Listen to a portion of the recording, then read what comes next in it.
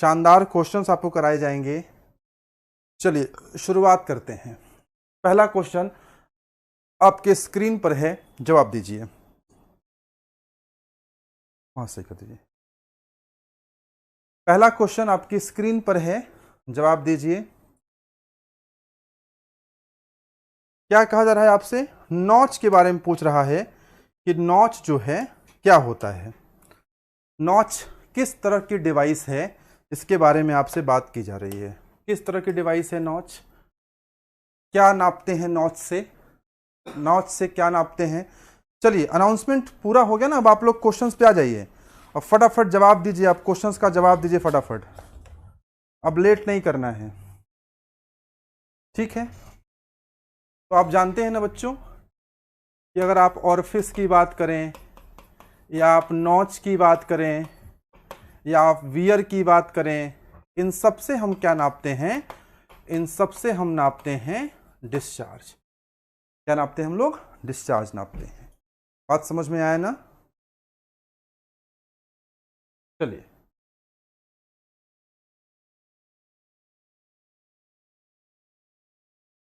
और फिर से थोड़ा सा कम डिस्चार्ज नापते हैं, और ज़्यादा है तो नॉच से नापेंगे, और ज़्यादा है तो वियर से नापेंगे। अभी आज वाली क्लास में ही हम नॉच और वियर को कोरिलेट भी करेंगे कि नॉच और वियर में समानताएं क्या हैं, नॉच और वियर में क्या समानताएं हैं, अभी हम कोरिलेट भी करेंगे इसको। तो rate of flow through small channel. Question number 2, second question देखिए, क्या इसका आंसर होगा? The length of a rectangular wear is L and the height is H। Length कितना है? L है, और हाइट कितना है? H है, ठीक है ना? इस तरह का वियर है।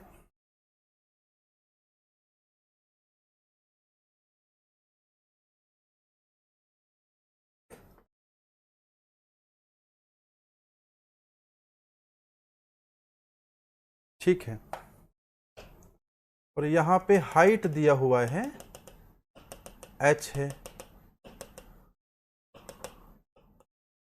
This is H। तो हमें निकालना क्या है? हमें निकालना क्या है? आपसे कह रहा है कि discharge flow rate, rate of flow या फिर फ्लो रेट आपसे पूछा जा रहा है, ठीक है ना? फ्लो रेट पूछ रहा है या रेट ऑफ फ्लो इसको कह सकते हो। बताओ क्वेश्चन नंबर 2 का आंसर क्या होगा? अरे कुछ लोग डी कह रहे हैं, कुछ लोग सी कह रहे हैं, कंफ्यूजन है क्या भाई? 2 के आंसर में कंफ्यूजन है? 2 का बी होगा ना, 2 का बी होगा। डी डी कौन लोग कह रहे हैं भाई? डी में क्या है? 2/3 CDL। नहीं नहीं नहीं, 2 का बी पार्ट होगा ना, CDL H माइनस। अच्छा यहाँ पे इन्होंने H माइनस H कर दिया है गलती से, आंसर एक्चुअली गलत लगा दिया इन्होंने। नहीं नहीं, ये आप इसका आंसर सी पार्ट होगा। 2/3 CDL अंडर, सिंपल सा जो फॉर्मूला होता है रेक्टेंगुलर नॉच का, यही तो होता है, ठीक है? बी नहीं होगा, बी भी नहीं होगा, डी भी नहीं होगा। The correct answer should be C part, correct answer should be C part, यही तो होता है ना। चलिए आगे बढ़ते हैं। Question number 3, a weir system in which the downstream water level of the weir nappy is higher than the crest is called। ठीक है ना? बताइए, इस क्वेश्चन को पूरा पढ़िए और जवाब दीजिए। इस क्वेश्चन को पूरा पढ़िए और जवाब दीजिए। इस प्रकार के वियर को हम क्या कहते हैं? ठीक है ना? सबमर्ज्ड वियर कहेंगे, ओवरफ्लोइंग वियर कहेंगे, ब्रॉडकास्टेड वियर कहेंगे, किसी पोलिटी वियर कहेंगे। इस प्रकार के वियर को हम कहते हैं सबमर्ज्ड वियर। क्या कहते हैं बच्चों? Submerged wear. अगर जो है ऐसा वियर सिस्टम हो जिसमें डाउन स्ट्रीम वाटर जो हो, उसका लेवल जो है वो वियर नैपी जो है, downstream water level of the weir nappe is higher than the crest, crest के ऊपर है, हायर है, तो उसे हम क्या बोलते हैं? Submerged wear. 3 का ए पार्ट, ठीक है ना? चलिए question number 4, critical depth in meter is used. Critical depth meter is used, critical depth meter से क्या नापते हैं? ठीक है ना? इन मीटर का क्रिटिकल डेप्थ मीटर लिख लीजिए, मान लीजिए क्रिटिकल डेप्थ मीटर लिखा रहता है बुक्स में अमूमन। तो क्रिटिकल डेप्थ मीटर से हम क्या मेजर करते हैं? Critical depth meter is use to measure से क्या नापते हैं? Discharge in open channel, hydraulic jump, depth of flow in open channel, depth of channel. Critical depth meter से क्या नापते हैं बताइए? हाँ, काफी लोग के जवाब आ रहे हैं। The correct answer is A part. Critical depth meter से हम लोग डिस्चार्ज नापते हैं, कहां पर? ओपन चैनल फ्लो में। ये सारे क्वेश्चंस ना एग्जामिनेशन में अमूमन कम आते हैं।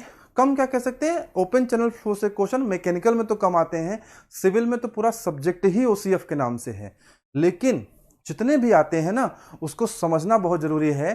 किसी दिन मैं कॉन्सेप्चुअल क्लास भी जरूर लूंगा ओपन चैनल फ्लो पे, ठीक है। Next, the flow eight critical depth. ये क्रिटिकल डेप्थ वगैरह क्या होता है, जब मैं क्लास लूंगा समझा दूंगा। In a open channel is, critical depth पर जो फ्लो होता है वो क्या होता है? फ्लो मतलब उसकी वेलोसिटी। फ्लो जो होता है क्रिटिकल डेप्थ पर, वो मैक्सिमम होता है कि मिनिमम होता है कि जीरो होता है, क्या होता है? हाँ जी दीपक जी बताइए, 5 का आंसर बताइए। क्रिटिकल डेप्थ पर क्या होता है? क्या होता है क्रिटिकल डेप्थ पर? क्या कह रहे हो दीपक? इसके पहले वाला, ये वाला क्वेश्चन क्रिटिकल डेप्थ मीटर से, इसका जहां तक मुझे पता है डिस्चार्ज ही नापते हैं। अगर कोई डाउट है तो आप मेरे को बात कर लेना, ठीक है ना। चलिए, क्या होगा इसका? 5 का आंसर क्या होगा? Maximum. Critical flow eight critical depth. Critical depth पर फ्लो क्या होता है? क्रिटिकल डेप्थ पर फ्लो क्या होता है? क्रिटिकल डेप्थ पर फ्लो मैक्सिमम होता है। क्या होता है? मैक्सिमम होता है। बात समझ में आई? चलिए, normal depth in an open channel flow is the depth of flow corresponding to. Normal depth, normal depth कैसे डिफाइन करते हैं? ये सब बड़ा इंटरेस्टिंग होता है जब हम आपको पढ़ाएंगे ना। सर जैन में ए आंसर है, खुरमी में बी दिया है। A is correct, A is correct. अच्छा, हार्डल जंप बताए थे, ठीक है, मैं फिर से विचार देख लूंगा। जहां तक मुझे पता है कि इससे ओपन चैनल फ्लो में ही नापते हैं, ठीक है, मैं फिर से देख लूंगा, ठीक है। वो है मेरे माइंड में आ गया है, मैं आपको कंफर्म कर दूंगा। जहां तक मुझे तो यही याद आ रहा है, फिर भी कोई अगर चेंजेस होंगे तो बता दूंगा आपको। क्वेश्चन नंबर 6 में देखिए, 6 का आंसर क्या होगा? 6 का आंसर क्या होगा? बिल्कुल सही। क्वेश्चन नंबर 6 भी ना कभी मैंने आपको कराया है शायद ना। This is the uniform flow, this is uniform flow. Open channel flow में नॉर्मल डेप्थ जो है किसके करेस्पॉन्डिंग होता है? यूनिफॉर्म फ्लो के करेस्पॉन्डिंग होता है। आगे बढ़ा जाए। चलिए, ये बहुत अच्छा क्वेश्चन है और बहुत बार पूछा जाता है, बहुत बार पूछा जाता है। 3 स्टार लगाइए इस पे, very very important, very important. Fraud number के हिसाब से आपको फ्लो डिसाइड करना है कि अगर फ्रॉड नंबर को हम लोग कई बार FR दिखा देते हैं, लेस देन 1 है तो फ्लो कौन सा होगा? अगर फ्रॉड नंबर की वैल्यू 1 है तो उस फ्लो का नाम क्या होगा? और अगर फ्रॉड नंबर की वैल्यू ग्रेटर देन 1 है तो उस फ्लो का नाम क्या होगा?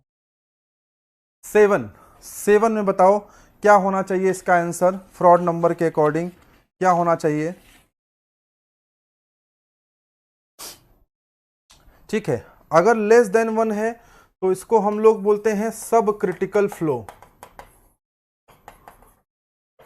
कई बार इसको ना स्ट्रीमिंग फ्लो भी बोला जाता है। और अगर FR इज इक्वल टू 1 है तो इसको हम लोग क्या बोलते हैं? Critical flow. और अगर FR की वैल्यू ग्रेटर देन 1 है तो इसको हम लोग क्या बोलते हैं? Super critical flow.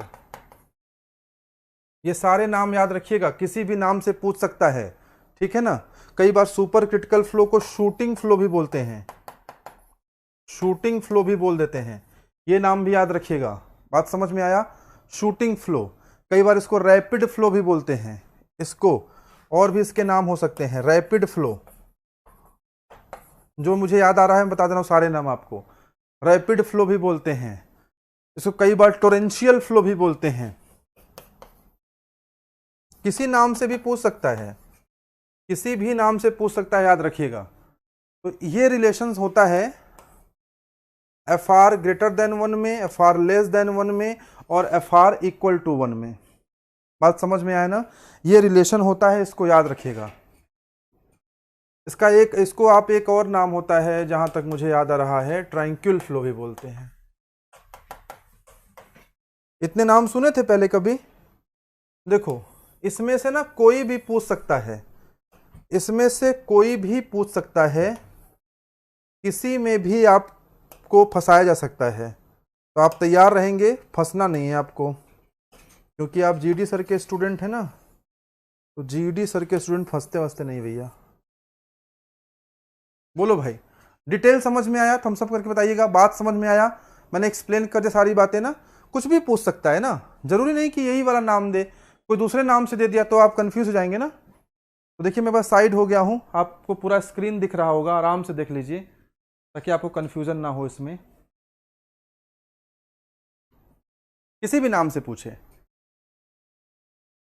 Surge wave in the rectangular channel is an example of, ये क्वेश्चन भी पहले कराया गया है, ये क्वेश्चन भी पहले करवाया गया है, आज फिर से आपके सामने है तो फिर से देख लीजिए। जो लोग ना मेरी फ्लूट की क्लासेस लगातार ले रहे हैं, आप ये मत सोचिएगा कि अभी कल से जब हम लोग नया बैच शुरू करेंगे तो अभी फ्लूट तो हमने पढ़ लिया है। अभी आपने फ्लूट कुछ नहीं पढ़ा है। अभी फ्लूट के एक ही क्वेश्चन को कितने तरीके से आप कर सकते हैं ना, बहुत सारी नई चीजें आपको मिलेंगी। Each and every class will be a unique class and will be a different class from the previous one. Surge wave, इसका आंसर समझ में आ गया? इसका आंसर क्या हुआ भाई? बोलो, फ्रॉड नंबर की वैल्यू जो है वो लेस देन 1 है। लेस देन 1 है तो सी पार्ट हो जाएगा, ठीक है ना? इस पे आ जाओ। हाँ, सर्ज वेव वाला सबको देखो याद है, सर्ज वेव वाला सबको याद है। इसका आंसर डी पार्ट होगा, unsteady and non uniform. Unsteady and non uniform surge wave जो है का एग्जाम्पल कहाँ मिलेगा आपको? अनस्टीडी एंड नॉन यूनिफॉर्म में मिलेगा। और जो मैकेनिकल के बच्चे हैं उनके लिए बहुत अच्छी अपॉर्चुनिटी है। जो सिविल के छात्र हैं ना, वो भी अपने मैकेनिकल के दोस्तों को बता दीजिएगा कि मैकेनिकल इंजीनियरिंग में अगर वो कुछ करना चाहते हैं, देखो मैकेनिकल वालों, ये तो तुम जानते हो कि मैकेनिकल में अगर आप कुछ करना चाहते हैं ना, तो थर्मोडायनेमिक्स ये सब्जेक्ट्स में आपको महारत हासिल होनी चाहिए। RAC, power plant engineering, heat transfer और आईसी इंजन्स, अगर ये 5 सब्जेक्ट्स आपके नहीं प्रिपेयर है ना, तो आप मैकेनिकल में कुछ नहीं कर सकते हो। तो जो सिविल के छात्र इस क्लास को देख रहे हैं, वो मैकेनिकल के अपने भाई बहनों को बता दीजिएगा कि ये 5 सब्जेक्ट्स मैं आपको कल से कराना शुरू करूंगा। और इसकी टाइमिंग क्या होगी? 4 PM टू 5 PM।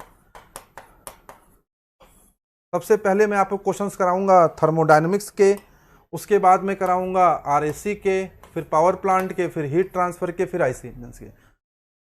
हम लोग सिविल वालों को भी बता देंगे। हाँ हाँ ठीक है, बिल्कुल बिल्कुल बता दीजिएगा। चलिए, ट्रायंकिल फ्लो कहाँ होता है बताइए? क्वेश्चन नंबर 9 बताइए, 9 का आंसर क्या होगा? क्वेश्चन नंबर 9 का आंसर क्या होगा? बोलो, 9 का आंसर क्या होगा? क्रिटिकल डेप्थ के ऊपर होता है कि क्रिटिकल डेप्थ के नीचे होता है? क्रिटिकल डेप्थ के ऊपर होता है, एबव होता है, कि क्रिटिकल डेप्थ के नीचे होता है? क्या सही आंसर होगा? एबव होता है कि बिलो होता है? बताइए भाई। 9 का आंसर क्या बता रहे हैं आप लोग? कुछ आंसर बता रहे हैं, कुछ लोग कह रहे हैं बी पार्ट, सी पार्ट। ज्यादातर लोग 9 का सी कह रहे हैं, बिलो। चेक कर लो। चेक कर लो। मुझे लगता है कि 9 में सी नहीं डी होना चाहिए। एबव क्रिटिकल डेप्थ पे ट्रांक्विल फ्लो होता है। कैट होगा कि डॉग होगा? मेरी तरफ से आंसर डॉग है। बाकी एक बार आप लोग विचार कर लीजिएगा जिन्हें जिन्हें डाउट है, ठीक है ना। If you have any doubt आप विचार कर लीजिएगा। By the way answer is dog, ठीक है। चलिए, the upper surface of weir over which water flows is known as. Weir का जो अपर सरफेस है, जो वियर का अपर सरफेस है, जहां से वाटर फ्लो होता है, जहां से वाटर फ्लो होता है, जहां से वाटर फ्लो होता है, उसे क्या कहते हैं? इसे क्या कहते हैं? ये अपर सरफेस जो आपका है,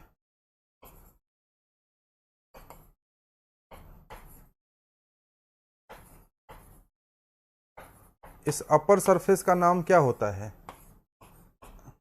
इस अपर सरफेस का नाम क्या होता है? बताओ भाई। 10 का आंसर कुछ लोग बता रहे हैं। हाँ, बोलो 10 का आंसर क्या होगा? बोलो भाई।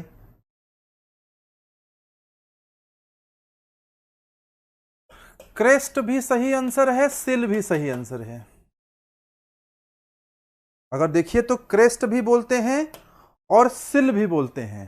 क्रेस्ट भी बोलते हैं, सिल भी बोलते हैं, लेकिन सिल बोलते हैं नॉच की कंडीशन में और क्रेस्ट बोलते हैं वियर की कंडीशन में। अब बताओ आंसर क्या सही है? ये आपने कहीं नहीं पढ़ा होगा। क्रेस्ट भी बोलते हैं, सिल भी बोलते हैं, दोनों सही होता है, कोई गलत नहीं है। लेकिन यूजुअली जो टर्मिनोलॉजी प्रयोग होती है, वियर में क्रेस्ट यूज होती है और नॉच में सिल यूज होती है। अब बताओ इसका आंसर क्या होना चाहिए? अभी तक तो आप इसका आंसर दे रहे थे सी पार्ट, अभी भी सी है कि कुछ चेंज हुआ? हाँ, देखिए थोड़ा सा ना, जब जब क्वेश्चन में इस तरह के आंसर दिए हों कि जहां पे मिल रहे हों, मैच कर रहे हों, तो थोड़ा सा आपको दिमाग लगाना पड़ेगा ना। हालांकि मैं ऐसे पक्ष में नहीं हूं कि ऐसे क्वेश्चन बनने चाहिए। ऐसा क्वेश्चन क्यों बनना चाहिए भाई जहां दोनों है कंफ्यूजिंग है? क्लियर कट क्वेश्चन पूछो, क्लियर कट आंसर लो, बात खत्म। लेकिन ठीक है, अगर बनते हैं तो उनका भी जवाब देना आपको आना चाहिए। पढ़े थे आप ना? तो क्या होगा इसका आंसर? इसका आंसर ए पार्ट होगा, क्योंकि हम जो है अपर सरफेस को किसके लिए पढ़ रहे हैं फिलहाल? हमने वियर, देखो इसमें दिया है ना वियर, आप ध्यान से देखिए ना, यहां क्या दिया हुआ है? वियर। अगर यही नॉच दे दे तो, यही नॉच दे दे तो, बात समझ में आया ना? तो नॉच दे देगा तो क्या हो जाएगा? तो सिल हो जाएगा।